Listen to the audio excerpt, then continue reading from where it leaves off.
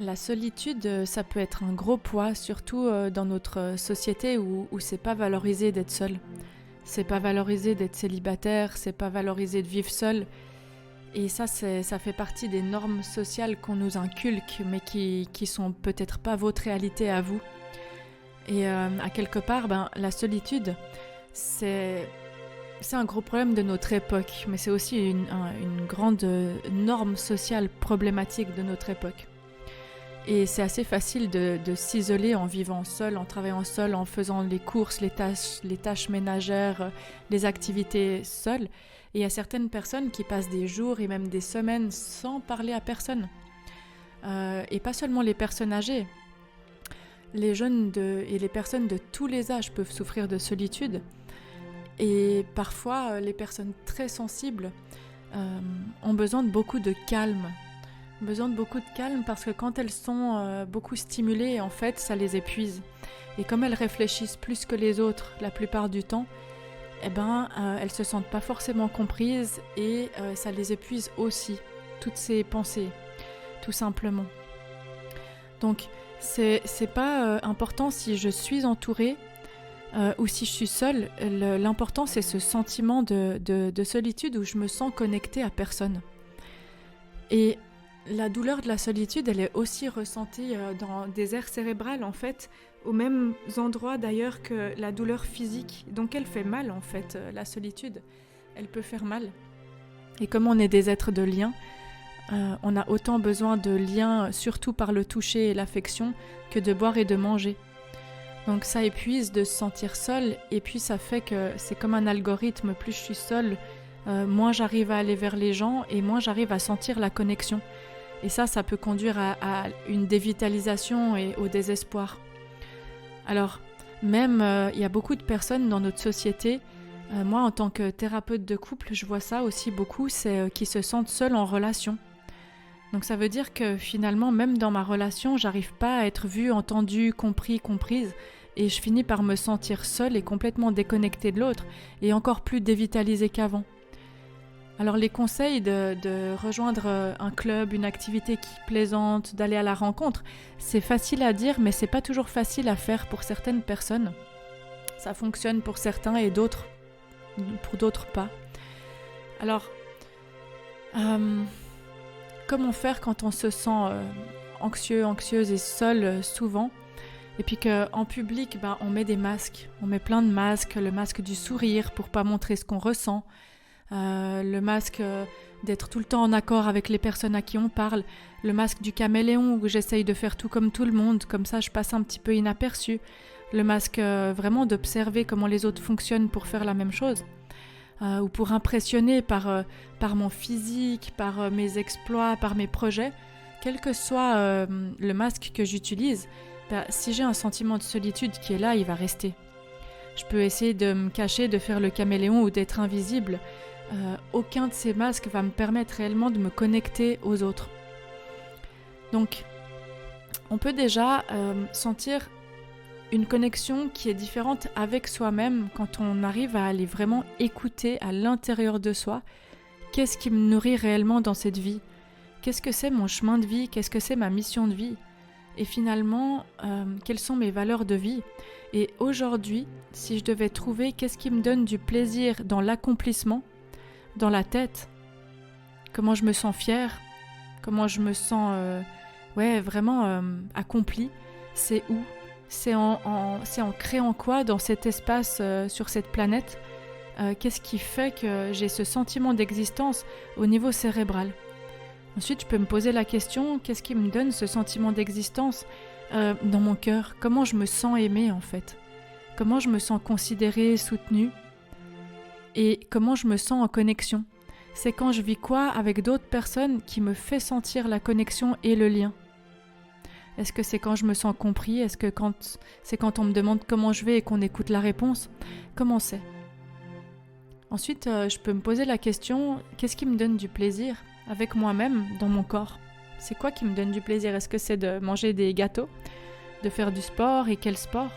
Est-ce que c'est d'aller contempler un paysage à la montagne pendant des heures ? Moi, par exemple, j'adore faire de la photographie de macro. Et je peux passer des heures à regarder des petites bêtes derrière mon appareil photo. Ça me fait du bien, j'adore les couleurs, j'adore les observer, j'adore voir tout ce monde macro en grand quand on l'agrandit. C'est comme si on découvrait un nouveau monde. C'est quelque chose qui me fait du bien. Alors, vous pouvez vraiment apprécier ces moments avec vous-même et les créer. D'oser parfois aussi vous sortir des messages que vous avez reçus enfant, des messages répressifs. Si par exemple, enfant, vous adoriez danser, mais que vous avez entendu pendant 10 ans « Ah, mais de toute façon, toi, t'es maladroit, de toute façon, toi, t'as 2 pieds gauches ». Ces messages, ils sont intégrés en vous, mais aujourd'hui, si vous voudriez aller faire de la danse et vous n'osez pas, allez tester 1 cours, 2 cours, 3 cours de danse différents et osez vous redécouvrir dans ce qui vous fait vraiment plaisir et de vous autoriser cette joie. Ça paraît simple, dit comme ça, mais souvent on fonctionne, mais on ne fonctionne pas nécessairement avec ce qui part de soi, dans le plaisir.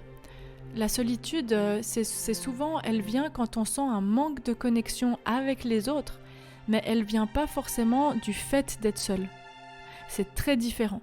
On peut être seul et être très très bien, à avoir de la lecture, avoir des activités qui nous plaisent, faire des gâteaux, faire du sport, faire de la couture, n'importe quelle activité, et se sentir super nourri avec soi-même.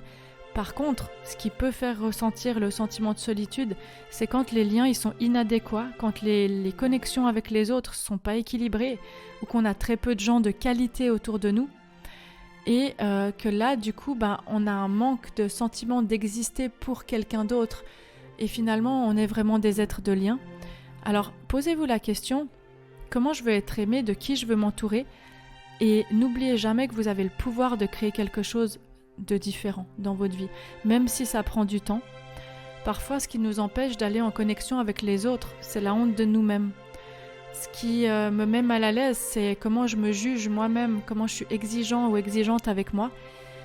Et si j'ai le sentiment d'être l'objet de critiques ou de jugements, j'ai peut-être peur d'être humiliée, ridiculisée, et ça me donne plus envie d'être en lien.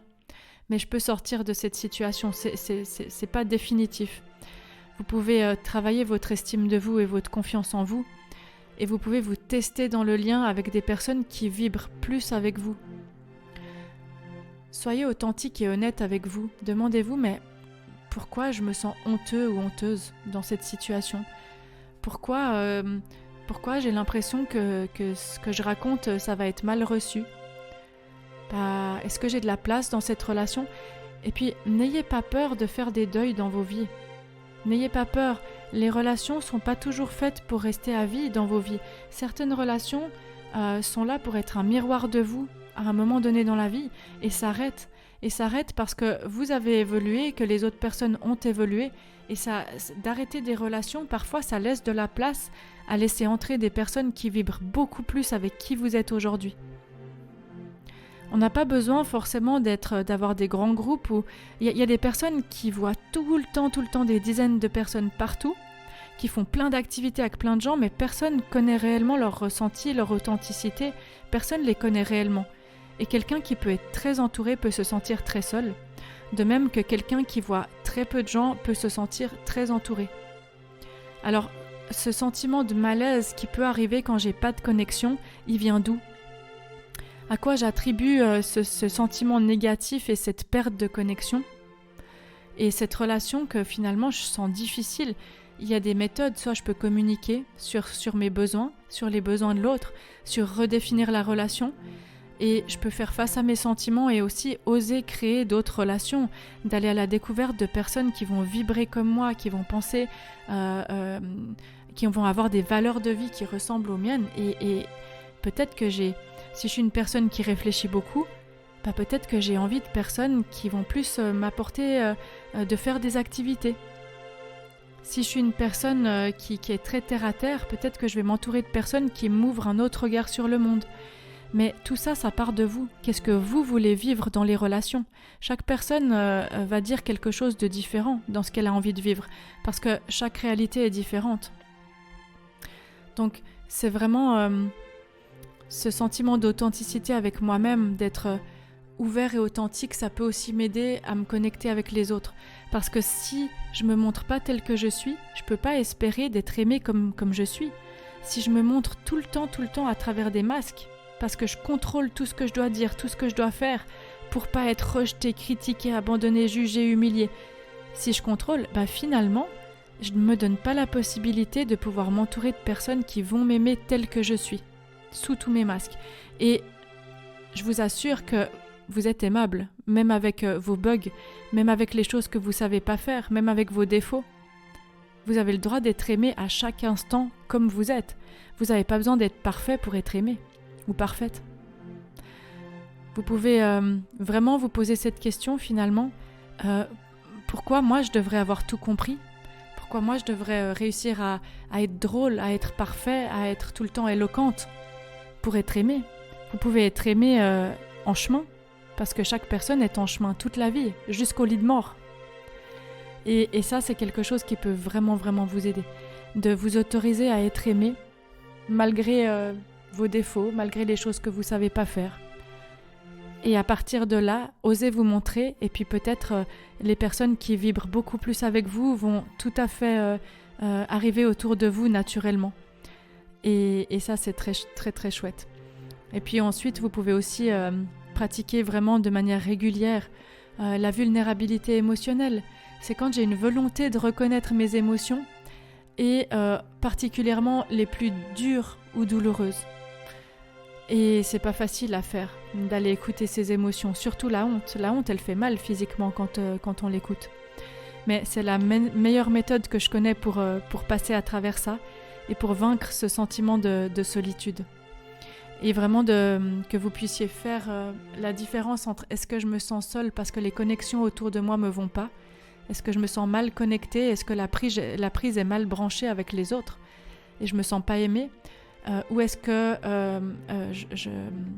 je me sens seule ? Parce que d'être seule et de pratiquer des activités qui nous font plaisir, c'est nourrissant. Ce qui nous rend seuls souvent, c'est les relations qui sont toxiques autour de nous, ou les relations qui sont malsaines, ou les relations qui sont pas du tout équilibrées.